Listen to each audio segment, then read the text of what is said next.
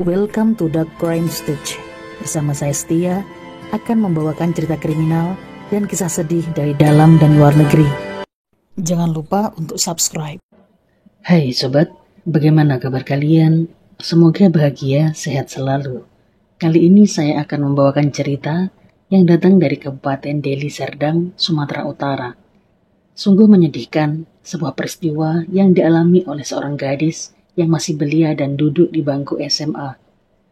Diketahui, dia bernama MJ 15 tahun. Malam itu hari Kamis, tanggal 15 Oktober tahun 2020, ketika sang ibu pulang bekerja dan mendapati rumahnya dalam kondisi mati lampu, serta pintu rumahnya terkunci. Kemudian sang ibu memanggil-manggil sang putri. Buka pintu nak, tok tok tok tok, tok tok tok. Sampai lama tidak mendengar sahutan. Akhirnya, sang ibu korban meminta tolong kepada kerabat untuk membuka paksa pintu rumah tersebut. Ketika ibu memasuki kamar, dia begitu syok dan terkejut saat mendapati pemandangan yang sangat menyedihkan, yaitu sang putri tercinta sudah kehilangan nyawa dengan kondisi yang sangat menyedihkan, dengan tangan yang terikat di belakang dan terlentang. Bagaimana sebenarnya kasus ini bermula dan apa motif pelaku melakukan aksi kejinya? Berikut cerita selengkapnya. Dilansir dari tribunnews.com, seorang paman di Medan telah tega melakukan aksi peruda paksaan dan penghilangan nyawa atas keponakannya sendiri, yang merupakan siswi SMK, MJ 15 tahun. Kejadian tragis ini terjadi pada hari Kamis tanggal 15 Oktober tahun 2020 silam pada waktu malam hari, di rumah korban yang berlokasi di Jalan Tanjung Selamat, Perumahan Geria Tanjung Selamat Blok E, Deli Serdang, Sumatera Utara. Jenazah MZ ditemukan di dalam kamarnya dalam kondisi tangan yang diikat di belakang. Kemudian Polrestabes Medan dan Polsek Sunggal berhasil mengamankan pelaku yang berinisial SP, 40 tahun. Kepala Lingkungan Dusun Iya, Tanjung Selamat, Rahmat Hidayat menyebutkan peristiwa penghilangan nyawa tersebut terungkap ketika rumah korban diketahui dalam kondisi terkunci dari dalam. Saat mencoba digedor, namun tidak ada sahutan, tidak ada orang yang menjawab. Kemudian rumah tersebut dicongkel dan dibuka paksa. Hal mengejutkan pun terjadi. Pemandangan yang sangat ironis telah nampak di depan mata, bahwa gadis belia tersebut sudah kehilangan nyawa dan dalam kondisi tangan terikat, kemudian kakinya menjuntai ke lantai, dan posisinya sedang terlentang. Kemudian sang kerabat segera melaporkan kejadian tersebut kepada polsek terdekat. Mendapatkan laporan tersebut, petugas langsung melakukan olah tempat kejadian perkara. Selanjutnya, segera melakukan penyelidikan. Nah, dalam waktu kurang dari 17 jam setelah kasus tersebut terungkap, kepolisian akhirnya berhasil mengamankan pelaku. Menurut Pak Riko, pelaku SP saat itu ditangkap di sebuah rumah kosong yang berada di Medan Selayang.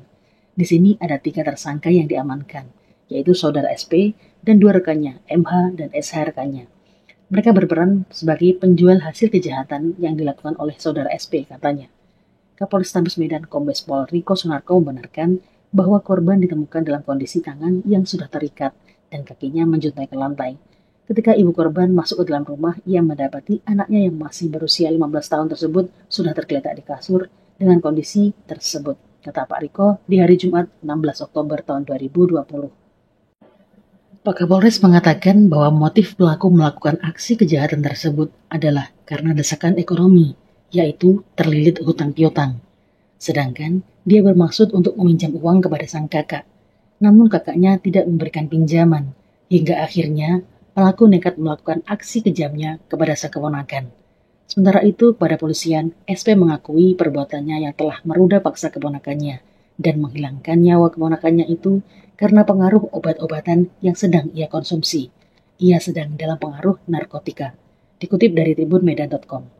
Kapolsek Sunggal Kompol Yasir Ahmadi mengatakan pihaknya melakukan prarekonstruksi terkait aksi penghilangan nyawa dan peruda paksaan disertai pencurian.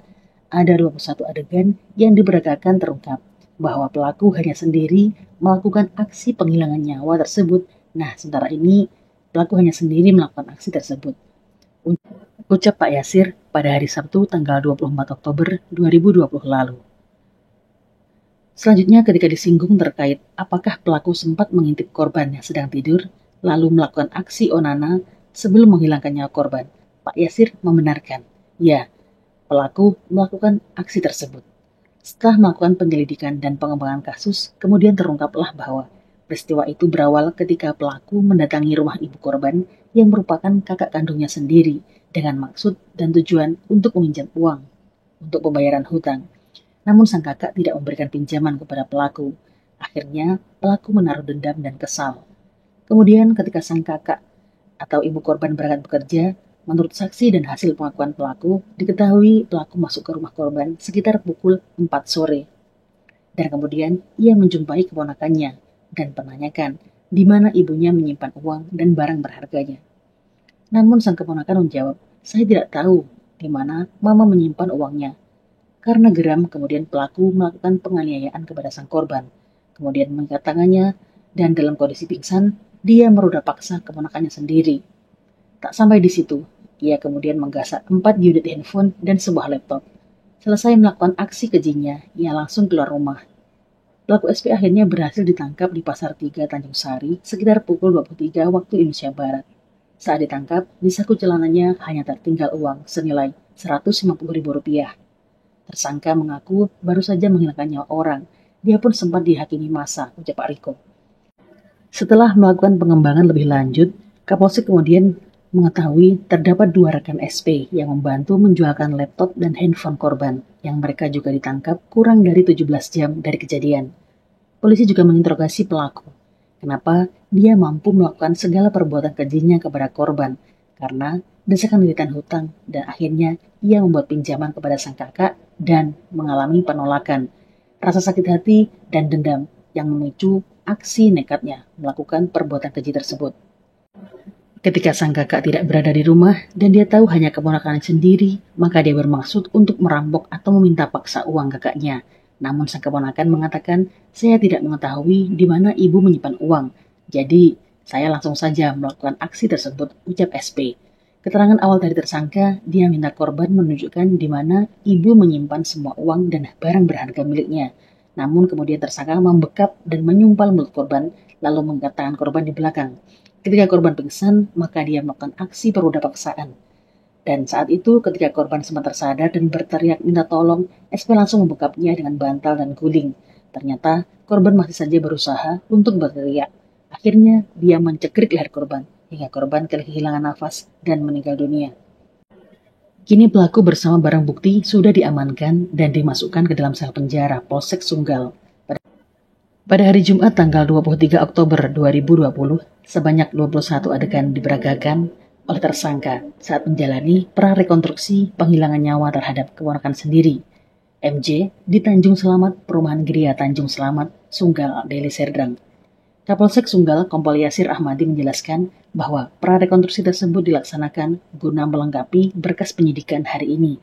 Kita akan melaksanakan prarekonstruksi untuk melengkapi berkas perkara dan melengkapi hasil pemeriksaan yang sudah dilaksanakan. Katanya, di lokasi ia menyebutkan ada 21 adegan yang diperagakan tersangka, termasuk 2 orang tersangka yang turut membantunya dalam menjual barang hasil curian. 21 adegan utama yang diperankan langsung oleh pelaku, 2 orang yang membantu menjualkan barang curian, dan juga 6 orang saksi yang ketika itu melihat tersangka berada di tempat kejadian perkara. Ada sebuah fakta terungkap pada prarekonstruksi adegan ketiga. Ternyata pelaku SP sempat mengintip MJ di kamar ruangannya dan melakukan aksi onana sambil melihat korban di kamar mandi. Pelaku merangkak masuk ke loteng rumah korban dan mengendap serta mengamati aktivitas korban dari atas loteng. Tersangka sempat melakukan aksi onana, tutur Pak Yasir. Adegan selanjutnya yaitu pelaku sempat mengusir teman-teman korban yang berada di samping rumah. Kemudian pelaku masuk ke rumah korban melalui loteng, rumah sebelah yang kosong. Setelah melakukan aksi onana, tersangka kemudian memanggil korban dari pintu depan rumah. Ia mengaku ingin masuk untuk membayar hutang kepada ibunya.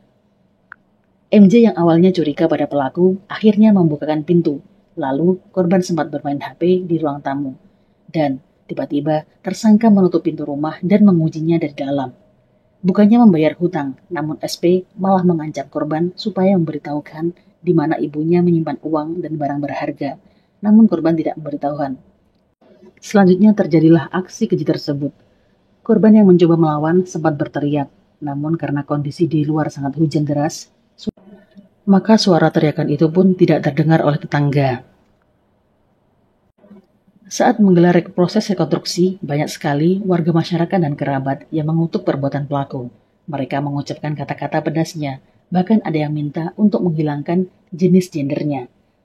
Telah dilaksanakan prarekonstruksi kasus penghilangan nyawa disertai peruda paksaan serta pencurian dengan kekerasan, sebagaimana dalam pasal 339 subsidiar 338 subsidiar 365 ayat 3 KUHP, kata Kapolsek Sunggala Kompol Yasir Ahmadi dalam keterangan tertulis pada hari Sabtu tanggal 24 Oktober 2020. Akibat dari perbuatannya, kini pelaku SP dijerat dengan pasal 339 subsidiar 338 subsidiar 365 KUHP dengan pidana ancaman hukumannya maksimal seumur hidup atau penjara selama-lamanya 20 tahun. Semoga kita dijauhkan dari kejahatan dan keburukan. Semoga kita bisa mendapatkan pengajaran yang sangat berharga. Sekian cerita kali ini, tinggalkan komen dan saran. See you next cerita. Wassalam.